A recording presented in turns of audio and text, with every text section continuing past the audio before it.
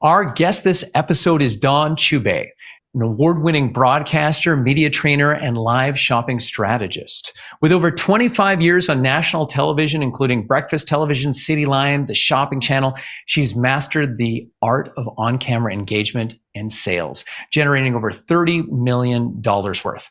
Dawn developed the HSH method of live selling to help brands, entrepreneurs, and influencers sell with confidence through video. So here to discuss how to show up on camera with confidence, connect with your audience, and turn views into sales.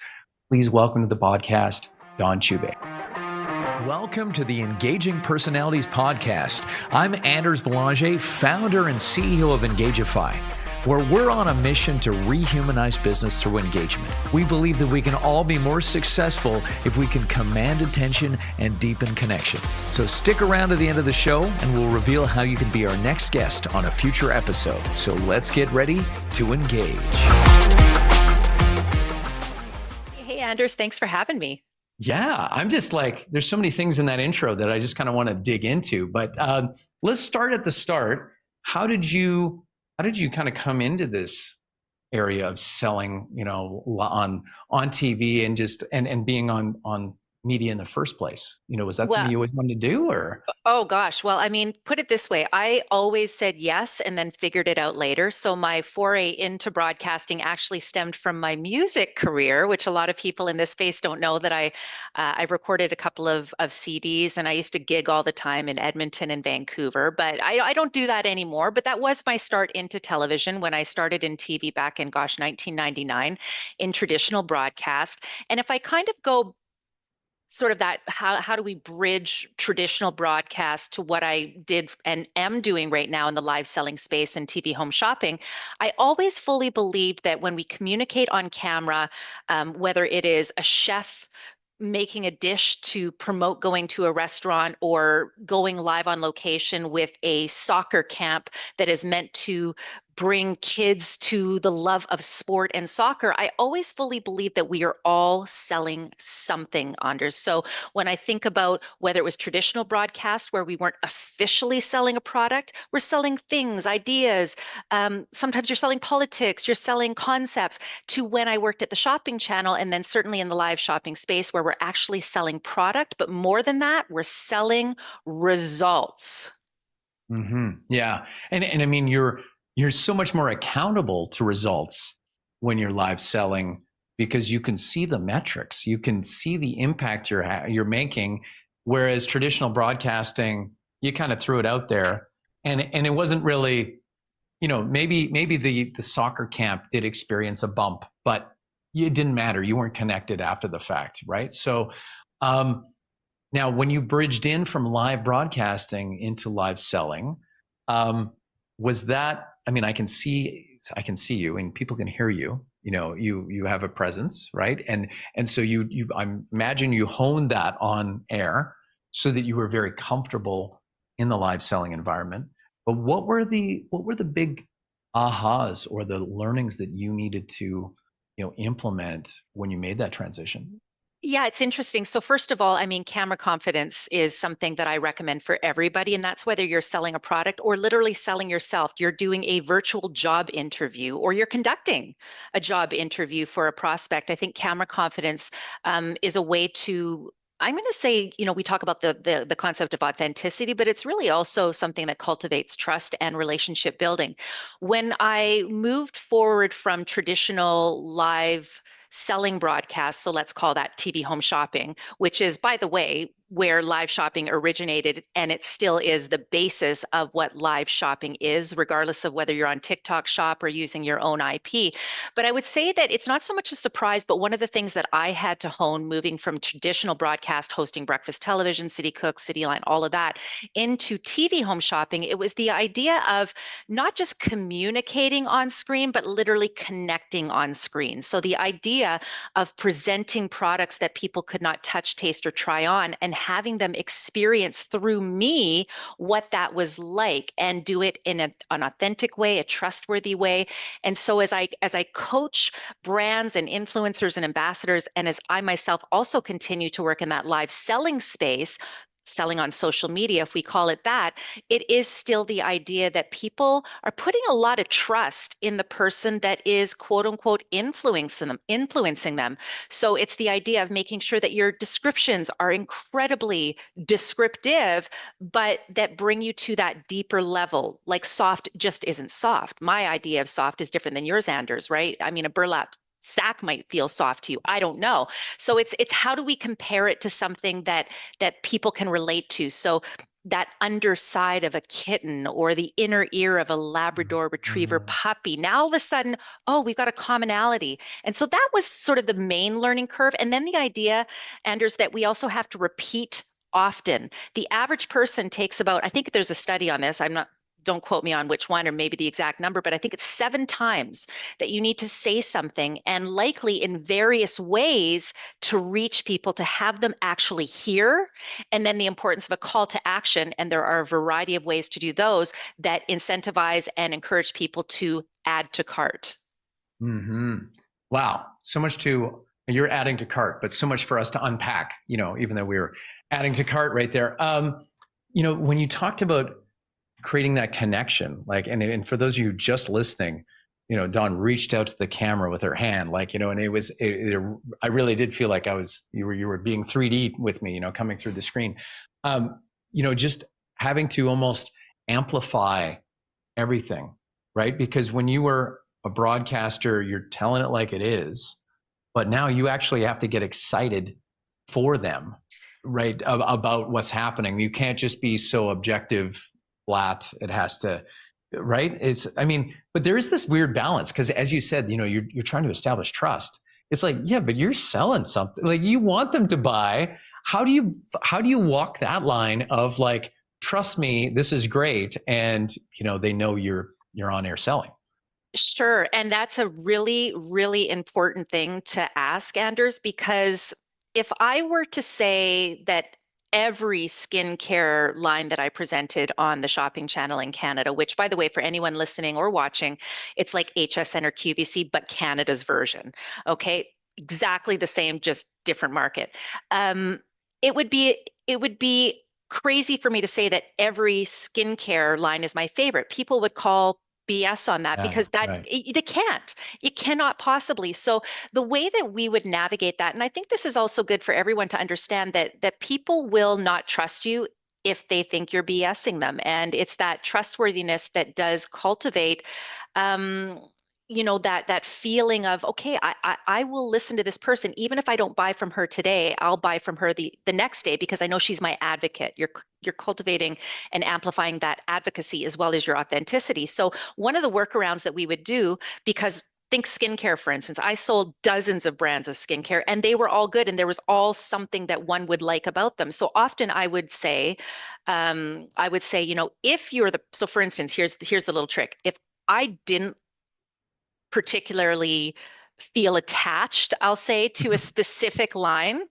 then I certainly wouldn't say this is my favorite. But what I would say is I would do my research and find out who is this product for, how can this help people that would be driven to this product, and what are some of the key elements that I could appreciate.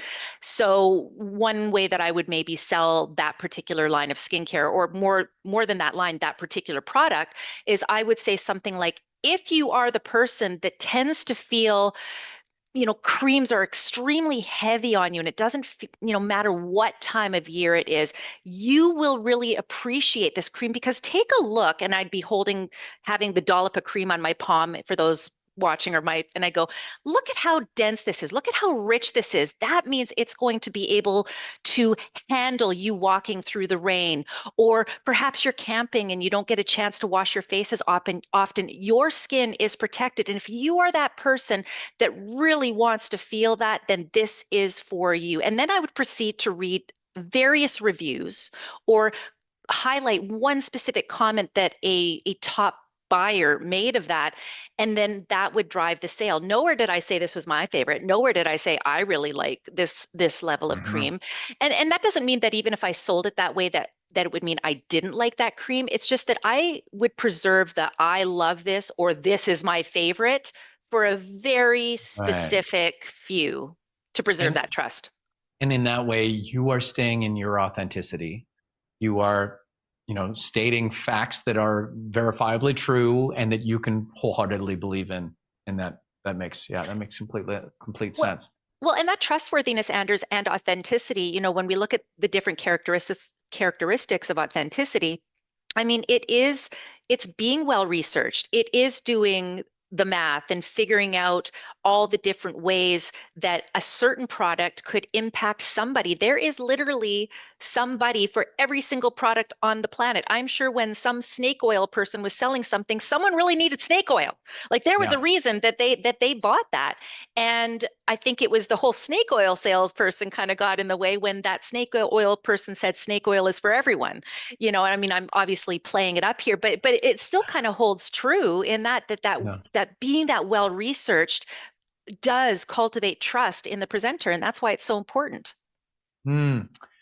Very interesting. Now, I want to kind of just think a little bit about the trust piece too. Are there other things that you discovered that and think about not just live selling, but other people who maybe they're meeting at a trade show, maybe they are on a webinar presenting, maybe they are, just in person selling. What are some ways that we can establish that credibility that gets through to people? Do you have anything that you've discovered over the years? Yeah, I mean, top of mind. I mean, there are many things, and if I Yeah. were to think about it longer, but if I think of constantly in your head asking why should someone want this, and going down what I call the layers of why. The reason you might do that is to also acknowledge that there's always, for the majority of people, going to be some level of objection. So, and in sales training, I'm sure many people out there understand the concept of objections. But I think if you kind of dial it back even further, and you constantly imagine that for every statement you make, and this is if you're at a trade show, if this is you're at dinner and you're trying to convince someone to buy the wine you like, whatever it is, it's the idea of constantly imagining a voice in your head that is constantly asking why, and be prepared to have, for every statement you make after that, to continue to answer that why, to get down to the point that someone will be able to make a decision. And so when we talk about the trust, Anders, I think that it's that constant lack of assumption that someone's just going to buy into something because they Mm, like Dawn, they like Anders, Dawn's holding up this mug, so why wouldn't you want it? It's understanding it's more than just liking a person. It's them not taking for granted that just because they like you, that they're going to give you their money. yeah. And that really, cuts to the point of relevancy. And when you say why on each level, digging deeper and deeper, it has that little bit of, and I think that's a much more positive way of framing it than like, so what, who cares? So what, who cares, right? But that, why do they need to pay attention? Why do they need to listen to you? And really, cut to the heart of that is big. I want to switch gears a little bit because, coming into COVID or during, pandemic times, everyone went virtual, and we were even teaching a virtual engagement course and doing webinars and doing different live virtual trainings. I think the virtual game got better at a certain point, like collectively. And now I feel like some people are just kind of like they don't give a crap anymore. Is that your sense too, or what? I will tell you, you and I hope one day we're in the same city because we got to be going for coffee. And every morning, and let's take it out of specific live selling, but remember what we talked about, that when you are face to face with someone, and specifically when you're on camera in a very, I'm going to say, privileged space, because you're on people's phones, you're on their morning television, whatever it is, like that is prime real estate. That is privileged space to meet people while they're eating their Cheerios. But every morning, and you can't tell, but I'm staring at my television, and every morning I'm watching the morning news with my husband, and more we do see this, as I think you're referring to. We see more virtual interviews even in news programming, Mhm. which, by the way, back when I started and when CNN was you would never have that in a million years because it wasn't the aesthetic of professionalism, right? But now, of course, we know, and as is right, content is king, and you don't want to be limited by geography. But every morning I'm watching, and there's some wonderful speaker or somebody who is credible. And I'm talking, this could be levels of government, this could be anyone, spokespeople, they could pay whatever. And they're if you're watching, you'll get this, and if you're not, you won't. But they'll be like, you know, totally poor framing, poor lighting, backlit, Yeah. side, whatever. And all I can do is scream at the television. And let me tell you, my husband would vouch for this. I am going, what the heck? Who didn't do this? Why does he backlit? Why didn't someone tell him that he's got to do up his zipper? Why does he have a tree sticking out of his head? And meanwhile, we couldn't hear a single word that he said. Now, Yeah. I'm not saying everybody is as critical as me, because for me, I just think, gosh, it's so easy just to do it right, and you wouldn't have me yelling at the screen. But what is happening is, I believe this is that you're losing credibility. Because if I Mhm. look at a spokesperson, if I look at some, and I get it, there's a disaster scenario and there's been an earthquake, and you got forgiveness, you got it all. But for most people, especially regular contributors, can you make a little bit of an effort? Like, I look at that and I'm going, yeah, I don't know. And maybe I'm too harsh, but I just think, like, it's so simple to add a couple lights or put yourself in front of the window and not have it behind you. Get a good microphone. Like, let's put a little effort into it. If this is going to be the regular thing, let's put some effort into it, because this is now the future. This isn't like the Yeah. Band-Aid. This is the future, Anders. No, amen. Amen on all of that. And I think you're right. You touched on that, sometimes, yeah, you're in a disaster zone. Hey, we're just happy we're talking to you, and it's not your thing. But someone's coming on pitching their book, or they're doing something that is that customer related piece. And that's where, when we were training, companies, I go, you doing your internal calls, your internal meetings, I don't care, but if you're customer facing and you show up like that, you might as well have a big old stain on your shirt, because it's kind of the same idea. Like, how the effort that you make preparing to curate your background and be ready to be on camera says something about how badly you want to connect with this person. How you do anything is how you do everything. Do you know how much this cable right now is bugging me? Because I went and moved my desk, and now, like, this is driving me crazy. So do not yell at your screen Move your at chair over. Dawn. I know. I'm like, hold on. Yeah. Now you got the door handle. Oh, There we go. anyway. No, it's all good. It's all good. Yeah, no, I mean, and it's not, and like you said, you're because that is your area of expertise. You have, it's like if you ever go to dinner at a restaurant with someone who used to be a server. Everything the server does wrong, that person's gonna, it bugs them, right? So, but that being said, I mean, what are some ways that we can, other than physical, okay, like and setup and that sort of thing, what are some other ways that we can have more on-camera presence for the people listening? Whether, again, they're doing webinars, they're doing virtual calls, selling virtually, you know. So we'll talk camera presence, but also let's also think of it as camera connection. So I want to try to consider them both important, because when you are speaking, just as you and I are, and I hope that people feel this, because I feel like you and I, are having a good rapport. I feel we both know where to look. And by that, I mean, know where your camera is. So if you've got a phone and you're speaking, your camera is here, which means your camera, so look at where the camera is. So for instance, we're on desktops right now. I'm covering the camera. That's where you need to be looking. People often will look at themselves, and look at what happens when I look at myself. Now, if you're at a work, you're on a Teams meeting, and you're all just doing a staff meeting, it's one thing. But if you are a virtual salesperson, so you're doing a one-to-one clienteling, for instance, best you can, try to look directly at where the camera is. That is the window to the eyes, that the windows to the soul. That is your connection to the person. So imagine that camera, as you see me looking at it, so whether it's a call to action or you're making a statement, you're telling your partner who you're FaceTiming, I love you, then you want to look at that camera. Now, that doesn't mean you can't glance down. Of course you can, or maybe you have notes, but best you can, try to look at that camera. You cannot fully appreciate how much of a difference that makes when you're doing that call to action, or you're trying to close that sale, or again, you're trying to reach that one person. Now, imagine in a scenario of one to many, then there's the idea of also, being a bit more bold and being, I don't want to say performative, because for me, I'm naturally performative and I think it still comes across as authentic, but for some people it would seem fake. So, put yourself in a nice, comfortable surrounding.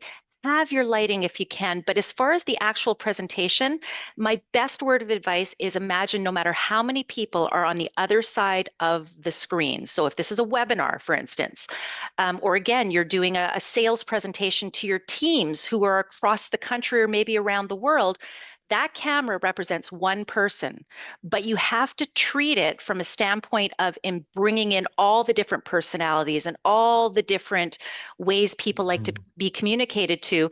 You do want to make sure that you feel you're inclusive. And so, rather than saying, hey, everybody, that's, and this is just speaking, that's not even, but you want to make people feel like you're speaking directly to them, even if there are a million other people that are watching.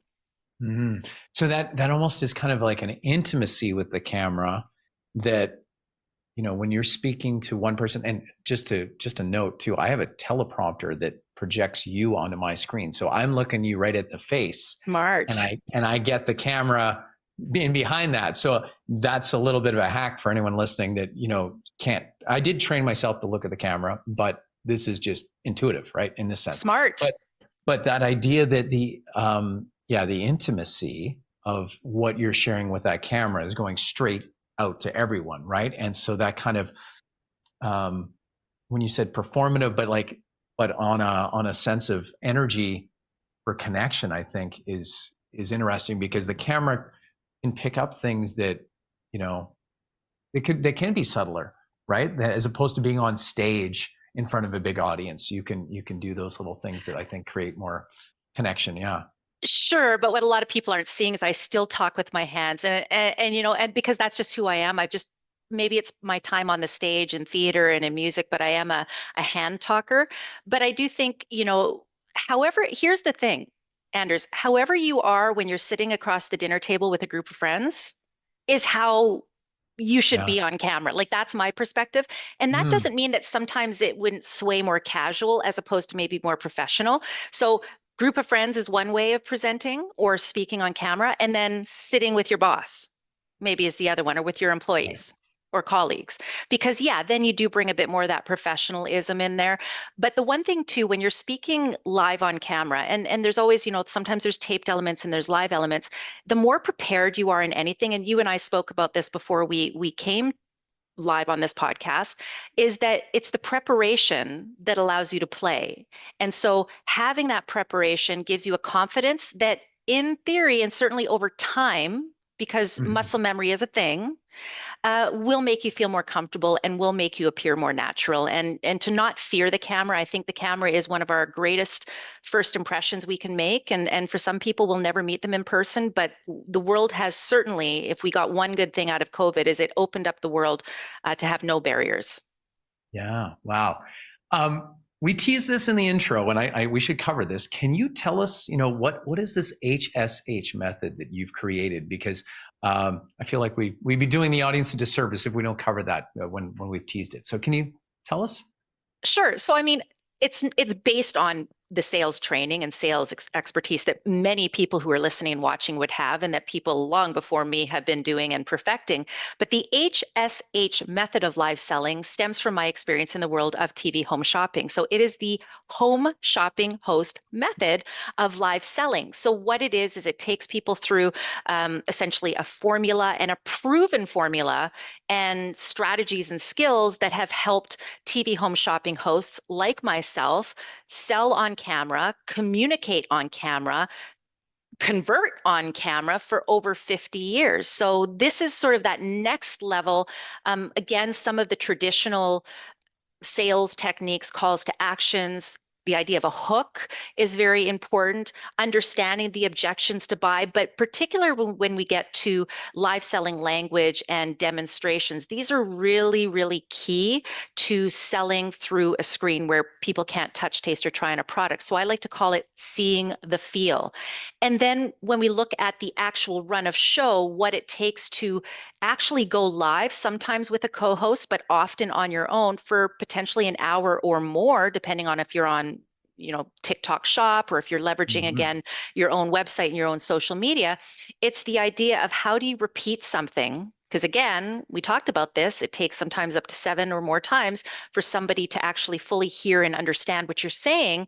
How can you do that without yourself becoming bored, boring your audience, and sounding repetitive. So these are all skills that I work with my students on with my online course, but I also work one-on-one with not only influencers and ambassadors, but with brands to help bring them to live, where I essentially handhold them through an entire process of choosing their platform, going through the HSH method, practicing with them, and eventually bringing them to live with the idea of them being able to then go off on their own and give them tools that sustain them in a scalable way.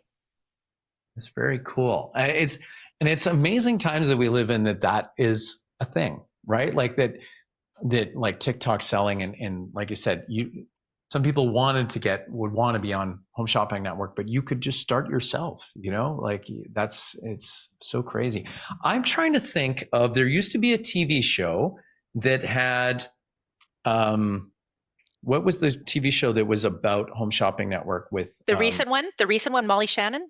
No, sorry, it was actually like a behind the scenes of actually pitching products with something Sullivan, and it was the guy from the OxyClean. Who was the OxyClean guy that passed away? Oh, yeah. I should Google that. Because they were buddies, and they had a TV show, and someone would come and pitch them a product, and then they would take it from the product pitch for them writing the whole infomercial, doing it, and then watching the numbers in the back room as they're doing it. And it was really fascinating. Pitchman. There you go. Pitchman. Thank you. Oh, thank goodness for the Google. Yes. Thanks for looking that up live.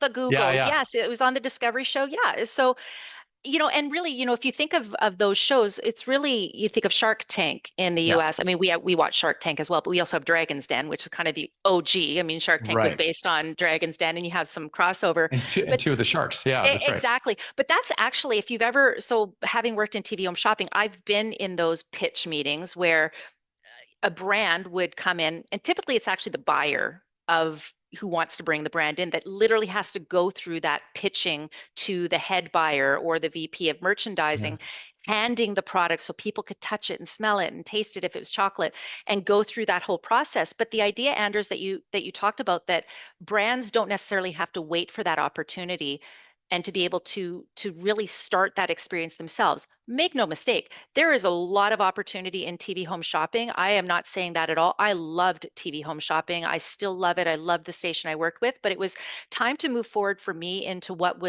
I knew was going to be the future. And so if you have a chance to be on TV home shopping, take advantage of that. However, not a lot of people do. If you're a smaller boutique brand, you don't necessarily have the ability for fulfillment. Or to drive what we call the dollars per minute that is required to be on TV home shopping. And so to know that you have the same tools as those big guns, and make no mistake, even HSN just closed down their headquarters, and they're kind of combining to where QVC is, because they're the same company. A lot of people maybe don't know that, but even they are using some of that money from closing down that headquarters to hire a chief growth officer whose sole job it is to navigate their live shopping and social shopping department. So here's what I have to say. If those TV stations are doing that, then let this be a cue to every small business out there, and I don't care what you're selling, to leverage some of that strategy for yourself, because you don't need permission to do that. You can do that yourself. Now, there's lots of different ways to make that successful, and that's what I help people with. But these are strategies that are embraced by the big guns, and you're finally on some sort of playing field that maybe it's not going to be even, because the scale of what these shopping channels have. But man, like, you can do it. And it's just, I think it's just such an exciting time, Anders, for brands, businesses, and for anybody that just wants to communicate on camera, whether they're selling themselves or their products. It is. It's exciting times. And thank you. Speaking of exciting, it's been exciting having you on and sharing your love for this avenue, but also just for, creating connection, and, we need it now, because it's just like, there's so much data thrown at us. We need to create this connection and get that why across, so that people know to pay attention to get to the end, so that we can get to our call to action. So in case people are inspired by what you have to offer, how do people reach out to you, Dawn? So I'm just going to give my main website because there's Sure. lots of little offshoots of different assets that I offer. But if you go to dawnchubai.com, you're going to find out everything you need to know. And if there's something I can help you with, you're going to find it there. Awesome. And the way that last name is spelled is Chubai, just in case you're just listening and you didn't look at the notes or anything. So, Dawn, again, thank you so much for being here. This has been a pleasure. I might have to have you on again sometime because I think I'm looking out of the corner of my eye, like the questions we like maybe touched on one and the rest was just all kind of like, so there's lots to talk about. We get along great. So again, thanks for coming on. I appreciate it. I appreciate it. And yeah, this was a get to know you. I would be thrilled to chat with you anytime, Anders. It was an absolute pleasure. Awesome. And to all of our listeners, thank you once again for tuning in. And until next time, you know what to do. Stay engaged. Thank you so much for listening to Engaging Personalities. If you believe this world needs more engagement and you're an industry leader or you have an interesting take on rehumanizing business, go to go.engagify.ai/podcast-guest to apply and come on the show. If you got something out of this interview, do you mind sharing it on your social media? Just grab a quick screenshot with your phone and text it to a friend or post it on the socials. And if you know someone that would be a great guest, tag them on social media to let them know about the show. Include the hashtag Engaging Personalities. I love seeing your posts and guest suggestions. We are regularly putting out new episodes and content. To make sure you don't miss any episode, go ahead and subscribe.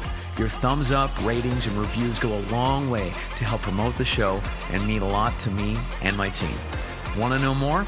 Go to our website, engagify.ai, or follow me on LinkedIn. Thanks for listening and stay engaged.